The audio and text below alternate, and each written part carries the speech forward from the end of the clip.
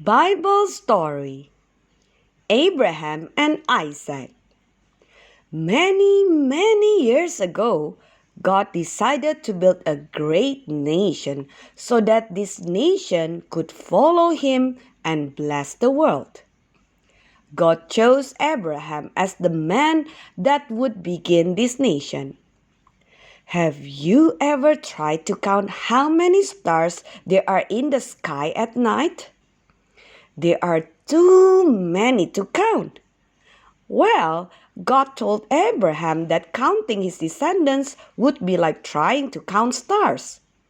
He would have so many grandchildren and great grandchildren and great grandchildren and great grandchildren that no one could even count them.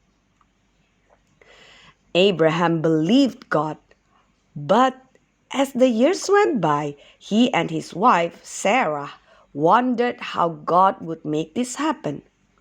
They were getting older and older, and they still had no children together. But of course, God kept his promise. Finally, when Abraham was 100 years old and Sarah was 90 years old, they had a baby. They named their son Isaac. Abraham and Sarah loved Isaac very much and looked forward to the day when Isaac would marry and have children. Then those children would grow up and have children, and then those children would grow up and have children. Abraham loved his son and loved God. Even though Abraham loved God and believed what God said, a day came when Abraham was tested. The testing day was the day God asked Abraham to do a very difficult thing. During the time of Abraham, people showed their devotion to God by placing food or sometimes an animal they had killed on an altar and burning it up. This was called a sacrifice.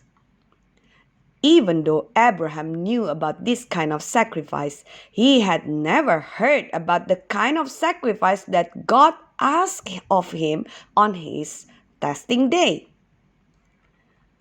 God said, "Take your only son Isaac, the son you love. Go to the land of Moriah. There, kill him and offer him as a whole burnt offering. Do this on one of the mountains there. I will tell you which one." Most people would have just said, "No way, God." After all, Abraham loved Isaac. Besides, Isaac was his only son. God had promised him that Isaac would grow up and have children, and his children would grow up and have children. So the one day God's people would be so many that no one could count them. If Isaac died, this could never happen. And that is when Abraham realized something very important. God would always do the right thing. If he obeyed God, even in this very hard thing, God would make it all right in the end. He thought that maybe God would let Isaac die, but then he would bring him back to life. Abraham did not understand exactly what would happen, but he had faith in God. He would do what God said.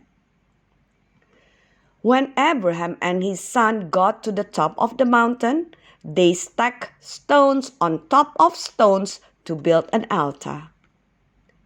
Isaac asked his father what animal they would put on the altar. Only Abraham knew that Isaac would be the one on the altar instead of an animal. And then the time came for Abraham to do what God said and kill his son.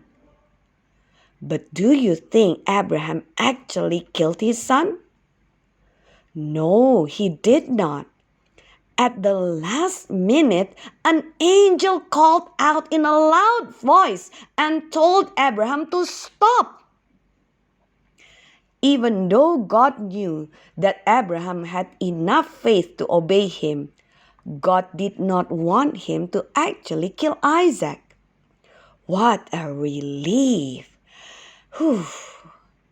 God would never want a person to be killed and burned on an altar. Abraham looked up and saw a ram caught in some bushes. He and Isaac offered the ram as a sacrifice on the altar. On that day, Abraham learned that he loved God more than anything else. He would always have faith in God. And Isaac continued to grow up and follow God. And guess what? He had children, and then they had children, and then they had children. As years passed, the number of Abraham's descendants became so many that they were as difficult to count as the number of stars in the sky.